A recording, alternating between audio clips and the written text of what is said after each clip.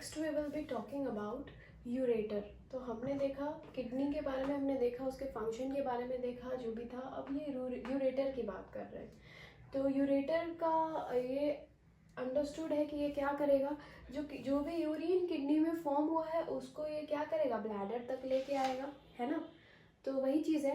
तो ये कैसा है, पेयर्ड स्ट्रक्चर है और कैसा है, मस्कुलर थिक वॉल ट्यूब है। मसल्स का जो है ये ट्यूब लाइक स्ट्रक्चर है और पेयर में होता है, क्योंकि दो किडनी है ऑब्वियसली ये पेयर में होगा।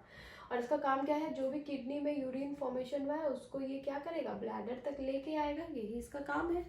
और लोकेशन की अगर बात करें तो ये रेट्रोपेरिटोनियल ऑर्गन है, यानी कि रेट्रो मीन्स पीछे, पेरिटोनियम मीन्स जो हमारा एब्डोमेन है, यानी कि हमारे एब्डोमेन के पीछे ये पाया जाता है। या फिर पोस्टीरियर एब्डोमिनल वॉल बोले तो PAW हम कह सकते हैं। तो ये है इसका लोकेशन। और अगर हम ब्लड सप्लाई की बात करें तो ब्लड सप्लाई जो है, अब ये जो यूरेटर है ये 3 हिस्सों में बटा हुआ है। जो पहला हिस्सा है ये वाला पार्ट, और जो ये दूसरा है और ये जो तीसरा है। पहला में क्योंकि ये किडनी के पास है तो रीनल आर्टरी ने बोला कि मैं सप्लाई कर दूंगा, और जब ये बीच में आया तो अयोटा वहाँ से क्रॉस करती है, अयोटा ने बोला कि मैं सप्लाई कर दूंगा।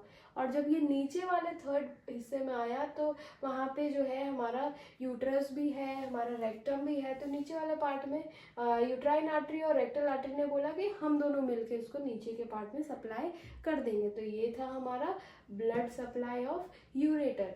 और अगर इसके लेंथ की बात करें कि ये कितना लंबा है, तो ये 25 सेंटीमीटर लंबा है एंड डायमीटर इसकी 3 mm की है। और फंक्शन की बात करें तो जो यूरिन है इसमें जो भी ये तो हमने देखा है कि ये यूरिन को किडनी से ब्लैडर तक लाता है। तो ये लेकिन कैसे लेकर आता है, क्या नॉर्मली उसमें आ जाता है यूरिन? नहीं, इसमें पेरिस्टालसिस मूवमेंट होता है, जिससे कि वेव लाइक मूवमेंट होता है, जिससे कि क्या होता है, जो भी यूरिन है वो किडनी से जो है ब्लैडर तक वो आता है, वो पेरिस्टालसिस मूवमेंट के थ्रू ही आता है। और अगर इसके बाहर अगर स्ट्रक्चर की बात करें, जैसे ये जो ट्यूब लाइक स्ट्रक्चर है, तो इसमें ये 3 लेयर के हैं। जो आउटर लेयर है वो किडनी का जो है कैप्सूल का ही वो कंटिन्यू होता गया है। जो किडनी का भी केयर कैप्सूल के बारे में हमने पढ़ा था वही कंटिन्यू होकर यूरेटर में भी आया है। और जो मिडिल लेयर है वो स्मूथ मसल से बना हुआ है एंड वो क्या है, बहुत फंक्शनल यूनिट है। क्यों है, क्योंकि जो पेरिस्टालसिस मूवमेंट हो रहा है वो उसी लेयर में होता है और उसी से यूरिन जो है ऊपर से नीचे की ओर पास होती है।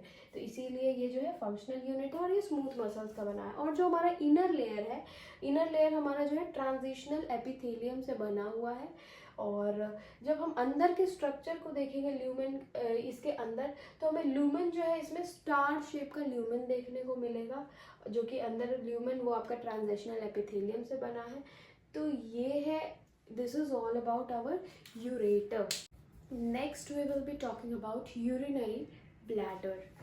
तो यूरिनरी ब्लैडर क्या है, जिसमें कि हमारा जो ये किडनी था, ये यूरेटर था, ये यहाँ पे ये यूरिन स्टोर हो रहा है, यही क्या है हमारा यूरिनरी ब्लैडर। तो बेसिकली ये क्या है, एक मस्कुलर रिजर्वॉयर है ऑफ यूरिन, यानी कि वहाँ पे यूरिन क्या होता है, स्टोर हो रहा है, ठीक है। और अगर हम लोकेशन की बात करें तो लोकेशन क्या है इसकी, पेल्विक कैविटी, यानी कि जो हमारा पेल्विक एरिया है वहाँ पे ये लोकेटेड है। और जो इसका पोजीशन है वो कहीं ना कहीं वो क्या होता है, चेंज होता रहता है।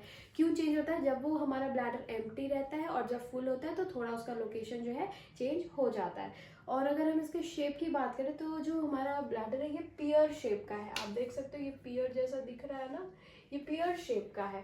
और अगर ये खाली रहता है तो ये टेट्राहेड्रल शेप का होता है, और अगर ये भरा रहता है तो ये ओवियोइड शेप का हो जाता है।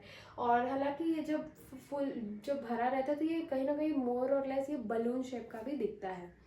और अगर हम इसकी कैपेसिटी की बात करें तो more than 600 ml of urine हम इसमें क्या कर सकते हैं, स्टोर कर सकते हैं। जैसे ही 300 से 400 जैसे फिल होने लगता है, हमारे बॉडी में अर्ज होने लगता है कि अब हमें जो है यूरिनेट करना है और उसको यूरिन को एक्सक्रीट आउट करना है। और अगर इसके लेयर्स की बात करें तो ये कैसे मसल लेयर से बना है। जो हमारा आउटर लेयर वो लूज कनेक्टिव टिश्यू से बना है और उसमें जो है ब्लड वेसल्स का भी सप्लाई है। और जो मिडिल लेयर है वो स्मूथ मसल्स से बना हुआ है और इलास्टिक टिश्यूज से भी बना हुआ है। और जो ये लेयर है इसको हम लोग डिस्ट्रोसिस मसल्स भी बोलते हैं, क्योंकि यही वो लेयर है जो कि जो ब्लैडर है उसके डिस्टेंशन में हेल्प करती है, यानी कि वो उसको जो शेप है उसका बड़ा छोटा जो कॉन्ट्रैक्ट और ये जो ऐसे हो रहा है फिल होने पे एंड फिर फैल जा रहा है, डायलेशन हो रहा है वो इसी लेयर के वजह से होता है, जो कि डेस्ट्रोसर मसल्स है, इसी की वजह से हो रहा है। और इसीलिए ये जो है मिडल लेयर जो है आपका फंक्शनल लेयर भी है। और जो आपका इनर लेयर है वो म्यूकोसा से बना है, एंड वो जो है ट्रांजिशनल एपिथेलियम जो है उससे बना हुआ है। And inner layer he permit करता है कि अब जो है हमारा जो ब्लैडर है उसको और डिस्टेंड होना है, यानी कि और फैलना है तो वो फैलता है। और बात करें अगर हम कि अगर हमारा जो ब्लैडर है जब वो एम्प्टी रहता है तो उसमें बहुत सारे फोल्ड्स, जब खाली रहता है, जब वो सिकुड़ा हुआ रहता है तो उसमें बहुत सारे फोल्ड्स नजर आते हैं, जिसको हम लोग रुगेई भी बोलते हैं। और जैसे ही वो ब्लैडर फिल हो जाता है तो वो रुगेई क्या होते हैं, डिसअपीयर हो जाते हैं। ऑब्वियसली बात है, कोई भी चीज़ अगर श्रिंक रहेगी तो उसमें फोल्ड्स तो दिखेंगे, और जब वो फैल जाएगा तो कोई फोल्ड नहीं दिखेगा। तो बिल्कुल वैसे ही हमारा जो है ब्लैडर भी है। So this is all about urinary bladder. If you have any problem you can comment down and ask. Next we will be talking about urethra. तो यूरेथ्रा क्या है? यूरेथ्रा जो है somewhere it is also part of reproductive system. तो जो bladder था हमारा, वहीं पे एक ओपनिंग है, एक ओरिफिस है, जिसको कि हम क्या कहते हैं, यूरेथ्रा बोलते हैं। तो यूरेथ्रा बेसिकली क्या है, एक पैसेज वे है, ताकि जहाँ से यूरिन जो है हमारा बॉडी से बाहर एक्सक्रीट आउट हो जाए। और ये कैसे एक्सटेंड करता है, नेक ऑफ ब्लैडर से लेके एक्सटीरियर पार्ट तक, यानी कि जो ओरिफिस है वहाँ तक ये क्या होता है, एक्सटेंड होता है, वहाँ तक है। और अगर मेल यूरेथ्रा की बात करें तो वो लेंथ में वो लंबा होता है, और दैट इज़ अप्रॉक्स 20 सेंटीमीटर। और अगर हम फीमेल यूरेथ्रा की बात करें तो वो 4 सेंटीमीटर, बहुत शॉर्ट होता है। और इसके शॉर्ट होने की वजह से ही इसमें हमको देखने को मिलता है कि बहुत जल्दी females are more prone to urinary tract infection. Females में बहुत ज़्यादा यूटीआई देखने को मिलता है। तो इसी वजह से जैसे कि अगर यूरेथ्रा में अगर इन्फ्लामेशन हो गया, क्लिनिकल टर्म की बात करें तो हम लोग उसको यूरेथ्राइटिस भी बोलते हैं। So this is all about urethra. If you have any problem in the whole excretory system you can comment and ask. Thank you for watching. Now this is the last from excretory system. We will talk about micturition. Actually what is micturition? Micturition का मतलब होता है urination, means it is also known as urination. जो that feeling to expel out urine of the body, that is called micturition. तो micturition क्या है? The process of expelling urine from the body.